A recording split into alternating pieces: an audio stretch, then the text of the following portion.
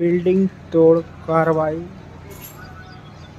Part 3 आप लोगों को जा रही है। ये देखिए, ये बिल्डिंग जो है, ये बिल्डिंग है अभी जो गिरी है 4 माले की थी, अब भी जस्ट गिरा गई है। इसको बहुत तेज़ से आवाज़ आई थी यहाँ तक। तो दोस्तों मैं बात कर रहा हूँ doctor compound Kharadi road star garden hall के पास से, दोस्ती के सामने पीछे, मतलब ये सब जो AVK कंपाउंड की बिल्डिंग जो बनी है, इसी पर बहुत ज़ोरों शोरों से काम चालू किया गया है। जो अवैध इमारतें जो बनी हैं उसको तोड़ कार्रवाई में लिया गया है।